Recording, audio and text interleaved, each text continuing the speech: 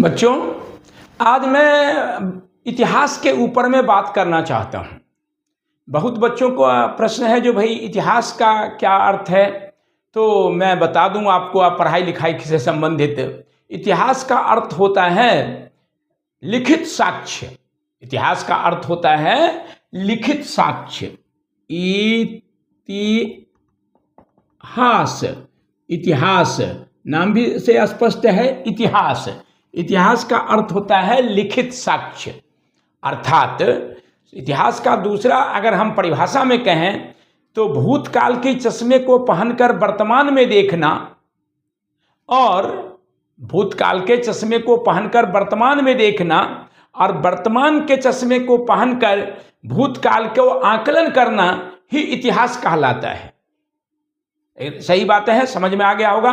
भूतकाल के चश्मे को पहनकर वर्तमान में देखना और वर्तमान काल के चश्मे को पहनकर भूतकाल से आकलन करना। आकलन करना मतलब, आकलन का अर्थ होता है कंपेयर, मतलब तुलना करना ही इतिहास कहलाता है। तभी आपने देखा होगा समय समय पर बहुत सारे लोग आज के वर्तमान जो अब एक बात और बता दूं, इतिहास जो है आज का पॉलिटिक्स है। आज का जो पॉलिटिक्स है वो कल का इतिहास है, याद रखिएगा।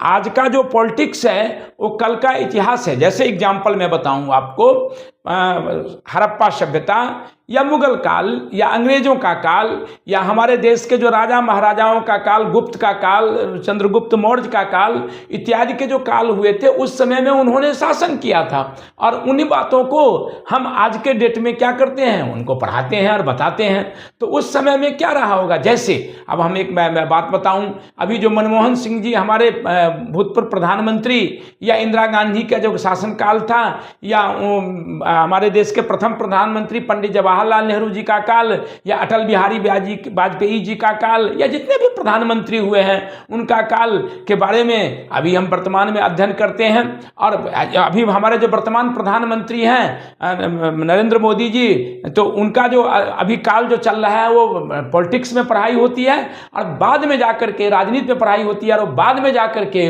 वो इतिहास का भाग हो जाएगा। तो कहने का अर्थ है जो आज का जो राजनीति है वो कल का क्या हो जाता है, इतिहास बन जाता है।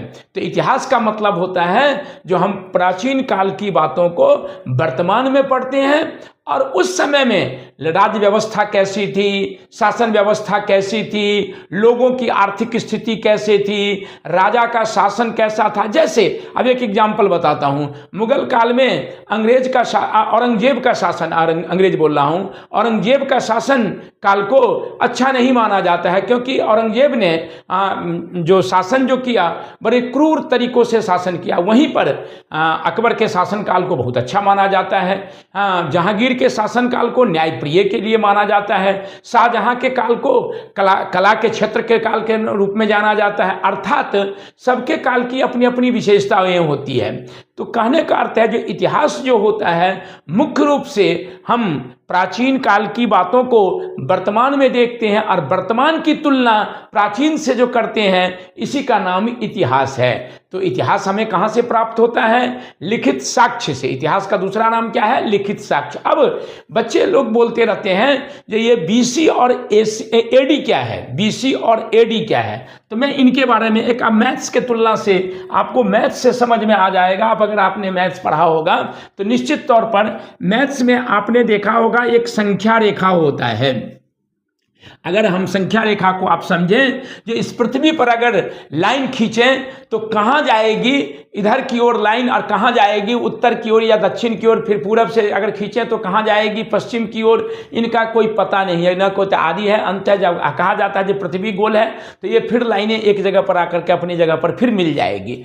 उसी तरह ये पृथ्वी का मतलब ये मानव जीवन का, या मानव जीवन या ये जीवन जो पृथ्वी का जो है, इनके बारे में कोई पक्का इतिहास किसी के पास में नहीं पता है जो कब इनका खोज हुआ था, सब अनुमान लगाते हैं। तो आपको ईसा मसीह के जो जन्म हुआ उन शताब्दी को उन्होंने, अंग्रेजों ने पहला शताब्दी माना, और उन्हीं दिन से उनकी अंग्रेजी की तारीख कैलेंडर हम जानते हैं। जो अभी हमारा कौन सा ईस्वी चल रहा है, 2026, 21वीं शताब्दी है, 21वीं शताब्दी अभी चल रही है। और ईसा मसीह के जन्म को बीसी कहा गया और ईसा मसीह के जन्म को एडी कहा गया। ठीक है, जिसको सीई के नाम से भी जानते हैं, मतलब कॉमन ईरा, कॉमन ईरा के नाम से जाते हैं। और इनको ईसा मसीह के बिफोर क्राइस्ट, बिफोर क्राइस्ट के नाम से जाना जाता है, अर्थात ईसा मसीह को क्राइस्ट के नाम से भी जानते हैं। कहने का मतलब है क्राइस्ट इसीलिए बता दिया।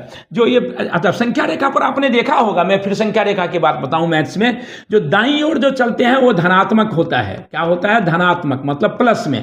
तो +1 +2 +3 +4 +5 और कहाँ तक जाएगा इसका कोई पता नहीं है। पीछे नीचे की ओर जाता है तो -1 -2 -3 -4 -5 इत्यादि। कहाँ की ओर जाता है माइनस में, इनका भी कोई पता नहीं है। उसी तरह इन्हीं के बेस पर, आपको मैथ्स को बेस पर ईसा मसीह के जन्म जो हुआ उस साल को पहली शताब्दी माना गया। और आज अभी तक ईसा मसीह के जन्म को कितने साल हो गए? 2026 वर्ष हो गए। और इनसे पहले जो हुआ, जो इतिहास में जो घटनाएं घटी, उन्हें कहा गया BC, इसीलिए इनको BC बोलते हैं। और इनको ईसा मसीह के जन्म से पहले और ईसा मसीह के जन्म। अब आप पूछेंगे जे BC और AD को ही हम क्यों मानते हैं? हमारी भारतीय सभ्यता में ऐसा कुछ नहीं हुआ है, भारत में भी है, लेकिन पूरे विश्व पर अंग्रेजों का शासन था, इसीलिए अंग्रेजी लोगों ने अंग्रेजी कैलेंडर ही आपको मान्य होता है, अंग्रेजी कैलेंडर ही याद रहता है हम सभी को।